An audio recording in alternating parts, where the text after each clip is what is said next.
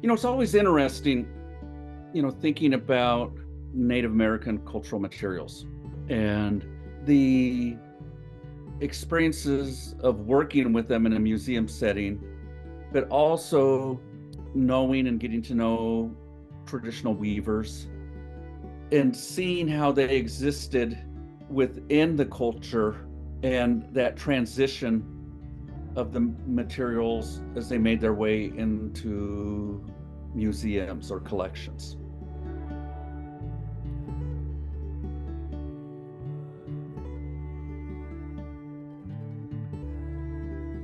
A lot of my teaching, they're from my grandma and they're from my grandparents and various aunties and uncles.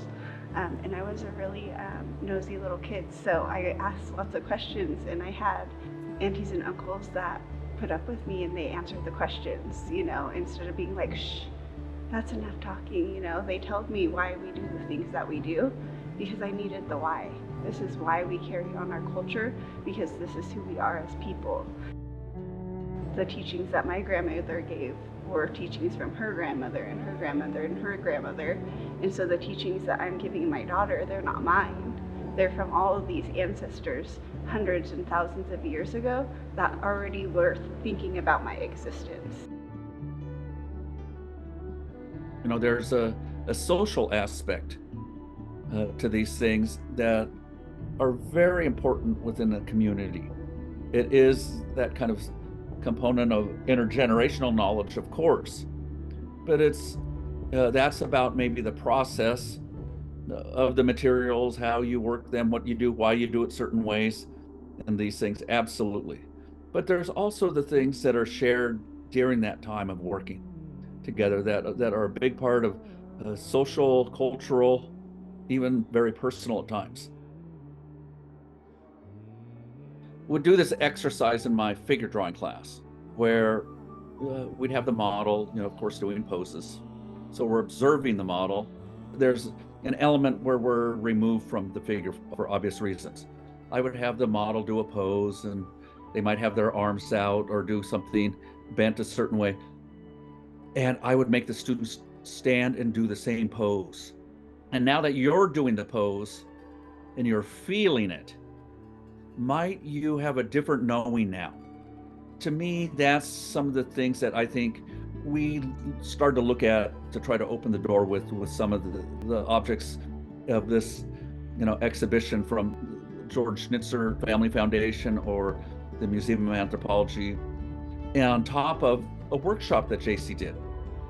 And so having a little other kind of information, actually for some actually doing it, how might that change the way they think about those materials when they see them in the future?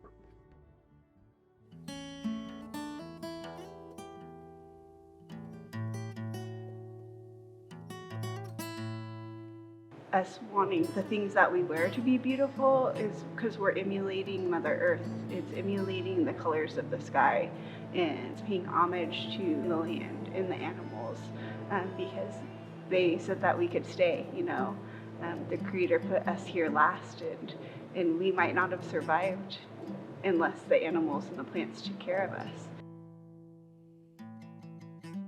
I think it's important that we all get different looks about what is like artwork and what it means, because some of these things are artwork and some of them, like we talked about in the talk, I'm like, oh, that basket, it must be thirsty, So some things I'm like, oh, that's art, but some things are like, it would be so nice to dance with that bag or to fill this bag with roots because they're tools, they're my everyday living things than something to hang on my wall.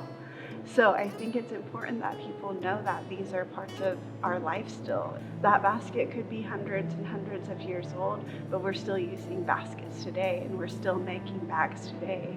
It was never made to be a piece of art. It was made to be something for us to use and for us to wear and for my family to feel good and stuff that I got to create for them.